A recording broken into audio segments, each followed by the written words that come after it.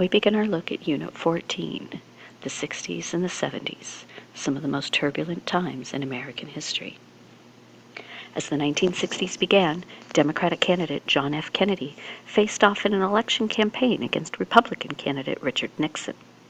Kennedy was a rookie senator from Massachusetts, from a wealthy family, a World War II veteran, and a Roman Catholic, which, if you remember the 1928 election, could have been a disadvantage. Nixon was the sitting vice president from California and was a staunch anti-communist, well known for his activities on the House Un-American Activities Committee. For the first time, television would play a role in the campaign, as the major networks planned a series of television debates, primarily because the election was anticipated to be very close.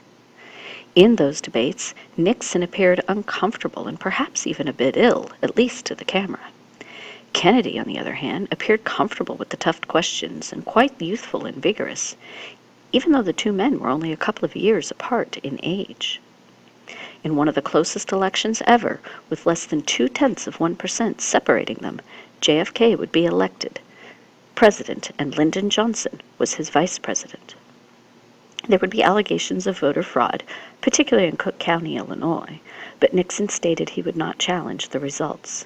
And so at age 43, JFK would be the youngest man ever to be elected president. In his stirring inaugural address, he challenged the country to ask not what your country can do for you, but what you can do for your country. Proclaiming that the torch had been passed to a new generation of Americans, he challenged the younger generation to get off the sidelines and create a new and better world through activism. Focusing on the Western Hemisphere, Kennedy would help develop an alliance for progress for Latin America, developing a plan to provide $20 billion in aid for Latin American countries, with the money supposed to be used to improve schools, roads, and housing, though most countries that received money simply pocketed it and never really made many, if any, improvements. This alliance for progress would ultimately become a means by which America supported dictators, most of whom simply got richer, and the reason we supported them is because they were anti-communist. To really attempt to help poor nations, Kennedy established the Peace Corps, in which thousands of volunteers would be trained to work in underdeveloped nations as teachers, nurses, engineers, carpenters, even farmers. The Peace Corps would be headed by Sergeant Shriver, Kennedy's brother-in-law, married to his sister Eunice. The Peace Corps would cost American taxpayers approximately $115 million a year, but it was not entirely successful. Many American participants were quite idealistic, but weren't prepared for the different customs, religions, and languages of the Third World nations they were attempting to serve. Domestically, Kennedy continued the tradition of liberal Democrats, signing legislation that raised the minimum wage, increased Social Security benefits. He raised money for research into mental illness and allocated funds to develop impoverished rural areas. He showed approval for the civil rights movement by supporting James Meredith's attempt to enroll at the University of Mississippi and by ordering his Attorney General, his brother Robert Kennedy, to protect the Freedom Riders in the South. However, most of Kennedy's more revolutionary proposals languished in a conservative Congress. For example, he wanted to protect millions of acres of wilderness land from development, but Congress refused. He wanted to provide federal funds to elementary and secondary schools, but Congress denied it. His Medicare plan to provide health insurance to the nation's elderly also failed to achieve the necessary support. And foreign policy ends up taking up most of his time. During the Eisenhower era, the CIA had set up secret bases in Florida to train Cuban refugees who opposed Castro to someday go back to Cuba and overthrow Castro's government. After his inauguration, JFK decided to make use of these refugees once their training was completed. He expected that the Cuban people would want to help overthrow Castro, though he was wrong on this point. The refugees expected assistance by the United States Air Force in the form of air cover, but the CIA director called off that aspect of the invasion, which ultimately left the invasion force at the mercy of the Cuban military. Though it occurred in April of 1961 and was launched at the southern portion of the island at what is known as the Bay of Pigs, the entire operation ended in disaster. The Bay of Pigs invaders were killed or captured, and later a ransom of more than $50 million in food and medicine, along with about $3 million in cash, would be raised for the return of the survivors, and it was a huge negative diplomatic incident during the Kennedy administration. Just a few months after the disaster at the Bay of Pigs, Kennedy met Nikita Khrushchev, the Soviet premier, for a summit in Vienna, Austria. One of the key issues discussed by the two leaders was the exodus of millions of refugees fleeing the communist Iron Curtain countries via Berlin. Upon return from the summit meeting, Kennedy requested an increase in defense spending, believing this would be the best way to prevent the Soviets from attacking the United States. Building as many missiles as we possibly could so that the Soviets would be deterred from attacking us, since there's no way they could destroy all of the weapons at once. But the issue of Berlin was never really answered. And so, not long after the summit, the Soviet Union suddenly sealed off East Berlin from West Berlin by first erecting a fence and then later a 15-foot-high concrete wall. This Berlin Wall would be guarded by Soviet troops with machine guns and barbed wire. The purpose of the wall was to keep East Germans from fleeing into the western part of the city and then to Western Europe. However, the Soviets insisted that it was to keep Westerners out in the event of an invasion. After all, JFK was building a military. The Americans did not stop the Soviets from building the wall, though they were concerned. In the summer of 1963, JFK personally traveled to Berlin, where, in a speech before over 100,000 cheering Berliners, he reassured them of America's continuing support, saying, quote, "Freedom has many difficulties, and democracy is not perfect. But we have never had to put up a wall to keep our people in." He would go on to say, quote, "All free men, wherever they may live, are citizens of Berlin. Therefore, as a free man, I take pride in the words, 'Ich bin ein Berliner.'" He gave his assurances to the people of Berlin that America would never abandon them, and that America would use its military to protect them from communist aggression, should it be necessary. In the meantime, the Soviets were running full steam ahead on the space race, following the success of Sputnik in 1957. In 1961, April 12th to be precise, Yuri Gagarin became the first astronaut, or as the Soviets used the term, cosmonaut, to orbit the Earth. His trip lasted just 108 minutes, and it showed that the United States was effectively behind. Though JFK promised that the United States would not only catch up with the Soviets, but that we would ultimately win the space race by putting a man on the moon by the end of the decade. For the most part, U.S. technology was actually better than Soviet technology, but it had long been hampered by a lack of money. Kennedy would tell the American public that we would go to the moon not because anyone else was going, but because we choose to go to the moon. And we choose to go to the moon in this decade and do the other things not because they are easy, but because they are hard. In all, more than $40 billion would be allocated to NASA to meet that goal, and the challenge was undertaken to beat the Soviets to the moon. From 1960 to 1963, the U.S. Mercury program had a goal of successfully launching an astronaut into space, orbiting him around the Earth, and then recovering him safely. It started out with 7 pilots who were chosen to train at Cape Canaveral in Florida for this mission, including Alan Shepard, who would become the first American in space in 1961, and John Glenn, who would be the first American to fully orbit the Earth on February 20th, 1962. The Mercury program would be followed by the Apollo program, which had the specific goal of landing a man on the moon, and would ultimately be successful.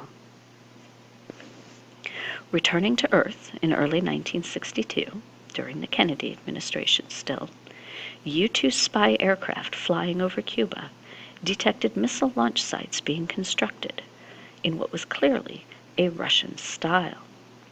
The location, though, on the island of Cuba in the Caribbean, put these missiles just 90 miles from the Florida coast, touching off what came to be known as the Cuban Missile Crisis. As it turns out, the Soviet Union had secretly begun shipping nuclear weapons to their ally Fidel Castro, who had been in power in Cuba since 1959. Upon discovering this, Kennedy called an emergency meeting of his cabinet to discuss several possibilities about U.S. intervention, ultimately deciding to challenge the Soviet Union. The U.S. Navy was ordered to form a blockade across the Caribbean, and the U.S. announced that all Soviet ships would be stopped and searched for any offensive weapons. Any found would be confiscated. Nikita Khrushchev, the Soviet premier, threatened that the Soviets would rain down rockets on U.S. cities if any Russian ship was stopped, accusing JFK of conducting piracy on the high seas, or at least threatening it. For 13 days in October of 1962, the world was on the brink of a nuclear war. Americans began hoarding food. U.S. military bomber aircraft were loaded and ready to go at a moment's notice, and 25,000 soldiers were placed on alert in Florida. Eventually, Khrushchev realized that he could not challenge JFK any further, and he ordered his ships to halt. Kennedy promised that the United States would not invade Cuba, though he also ordered the dismantling of outdated missiles in Turkey, which had been pointed at the Soviet Union, which ultimately eased tensions. The Cuban Missile Crisis was over, but it had several significant lasting effects on American society, including the development of a new attitude, especially amongst young people, many of whom were so scared that their attitude kind of became, why plan for tomorrow? Because tomorrow might never come. Experience everything you possibly can today, since the world is on the brink of self-destruction. A second lasting effect was actually a very positive one, an increase in the communications between the Soviet Union and the United States, easing communication between the two by installing a red hotline telephone, and yes, it really was red, that directly connected the White House to the Kremlin, hopefully to prevent any misunderstandings that might lead to an accidental nuclear war, and simplify the process of communication instead of constantly trying to involve State Departments and embassies. Another lasting legacy of the Cuban Missile Crisis was the eventual signing of the Nuclear Test Ban Treaty later in 1963. The hope would be that this would cut down on the chances of a World War III in the future, a nuclear war, that would reduce the amount of testing, the amount of development and research into new and bigger and more powerful nuclear weapons. All the major powers of the world signed it, except for France and China. With the 1964 election coming up, JFK tried to focus heavily on his re-election campaign, since the first time he'd won had been so incredibly close. He was hoping that his new frontier would continue and really have a chance to work, something that he hadn't been particularly successful with yet. So he decided to keep in touch with the people by going on tour. And in November of 1963, he decided to take a tour of Dallas, Texas, a key state for the upcoming election. On the morning of November 22nd, the planned motorcade route was published in the morning newspapers, so that the people of the city of Dallas would have a chance to come out and see their president for themselves. Texas Governor John Connally and his wife would ride in the presidential convertible along with JFK and his wife, Jackie Kennedy. Vice President Johnson would be further back in the motorcade. Because it was an unusually warm day, Kennedy had ordered the bulletproof bubble top to be left off the presidential car.